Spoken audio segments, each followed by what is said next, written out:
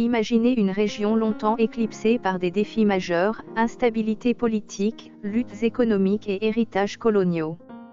Aujourd'hui, l'Alliance des États du Sahel, ou AES, formée par le Mali, le Burkina Faso et le Niger, s'impose avec audace sur la scène mondiale. Dans un tournant historique, leurs nouveaux passeports, lancés en janvier 2025, viennent d'être reconnus par l'espace Schengen. Une victoire diplomatique qui fait des vagues en Afrique et au-delà. Restez avec nous pour plonger au cœur de cette révolution, ses défis et ce qu'elle signifie pour l'avenir du Sahel. C'est une histoire de résilience, d'ambition et d'un nouveau récit africain. En avril 2025, l'annonce retentit, les passeports de l'Alliance des États du Sahel sont désormais valides pour voyager dans l'espace Schengen, cette zone sans frontières regroupant 27 pays européens. Pour les citoyens maliens, burkinabés et nigériens, ce n'est pas qu'une simple mise à jour administrative. C'est une porte ouverte vers de nouvelles opportunités, un symbole de souveraineté et une déclaration audacieuse d'unité régionale. Mais comment en est-on arrivé là, et que signifie cette reconnaissance pour l'avenir du Sahel? Décomposons ce moment historique. Pour comprendre l'ampleur de cet événement, remontons à septembre 2023. Le Mali, le Burkina Faso et le Niger, trois nations confrontées à des menaces sécuritaires, des défis économiques et un désir d'autonomie accru, signent un pacte de défense mutuelle. Ce pacte jette les bases de la Confédération de l'Alliance des États du Sahel, officiellement créée le 6 juillet 2024. L'objectif ? Renforcer la coopération régionale, affirmer leur souveraineté et redéfinir leur place dans le monde. Depuis, les trois chefs d'État multiplient les initiatives pour faire de cette confédération une réalité tangible. L'un des projets phares de l'AES est le lancement, fin janvier 2025, de son passeport confédéral. Ce document biométrique, conforme aux normes strictes de l'Organisation de l'Aviation Civile Internationale, Organisation de l'Aviation Civile Internationale, représente bien plus qu'un simple titre de voyage. Il incarne l'identité d'une confédération naissante, déterminée à s'affranchir des structures régionales traditionnelles comme la CEDEAO, dont ces pays se sont progressivement distanciés. Mais le chemin vers la reconnaissance internationale n'a pas été sans obstacle. Au départ, les passeports AES ont suscité des réticences. Les chancelleries européennes, invoquant l'absence de passeports témoins nécessaires pour vérifier l'authenticité des documents, refusaient d'accorder des visas. Des citoyens se voyaient bloqués, incapables d'accéder au consulat. Certains, détenteurs de visas valides sur d'anciens passeports CEDEAO, désormais expirés ou perdus, se retrouvaient dans une impasse administrative. La frustration montait, et les critiques fusaient, pointant du doigt un manque de coordination entre les autorités de l'AES et les missions diplomatiques européennes. Face à ces blocages, le gouvernement malien a réagi. Le ministre de la Sécurité, le général Daoud Ali Mohamedine, a affirmé que les spécimens requis avaient bien été transmis aux ambassades concernées. Nos passeports respectent les normes internationales, a-t-il martelé, soulignant l'engagement de l'AES à répondre aux exigences globales.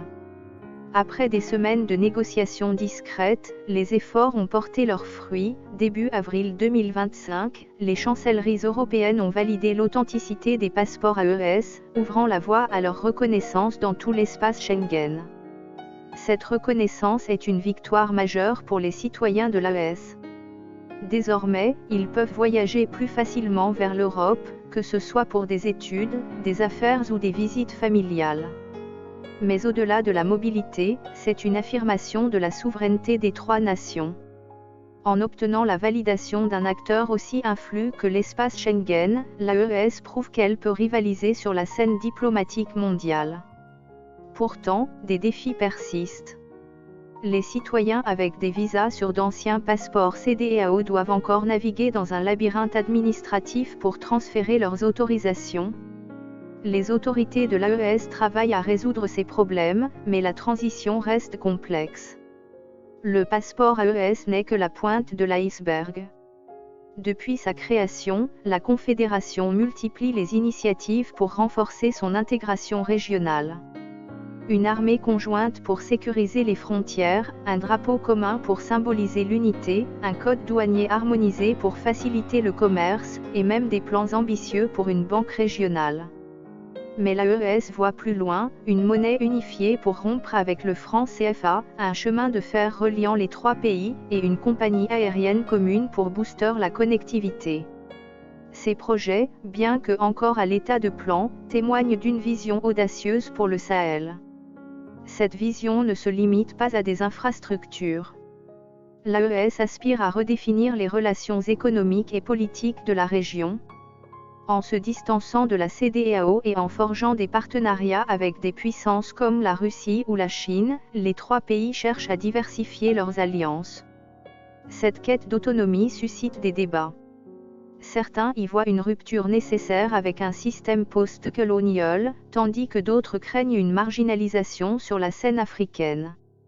Ce qui est certain, c'est que l'AES ne laisse personne indifférent. Pour les habitants du Mali, du Burkina Faso et du Niger, l'AES incarne un renouveau. Ce passeport, c'est notre identité, notre fierté, confie Aïssata, une étudiante malienne. Avant, on nous voyait comme des pays en crise. Aujourd'hui, on montre au monde qu'on peut se tenir debout, ajoute Ibrahim, un commerçant nigérien. Ces voix reflètent un sentiment croissant de confiance en l'avenir, même si les défis restent nombreux, insécurité, pauvreté, et la nécessité de stabiliser les institutions. Les leaders de l'AES savent que la route est encore longue. La reconnaissance des passeports par Schengen n'est qu'une étape.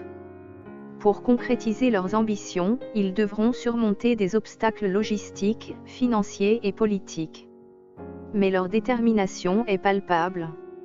En moins de 2 ans, ils ont posé les fondations d'une confédération qui pourrait redessiner la carte géopolitique de l'Afrique de l'Ouest. Le monde observe, et le Sahel est prêt à écrire son propre chapitre. L'Alliance des États du Sahel est plus qu'une coalition, c'est un mouvement.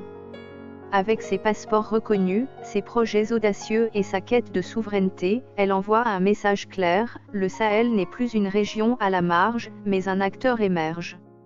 Alors, que réserve l'avenir? Une chose est sûre, cette histoire ne fait que commencer. Abonnez-vous pour ne rien manquer des prochains chapitres de cette révolution africaine. Et vous, que pensez-vous de l'essor de l'AES? Partagez vos idées en commentaire.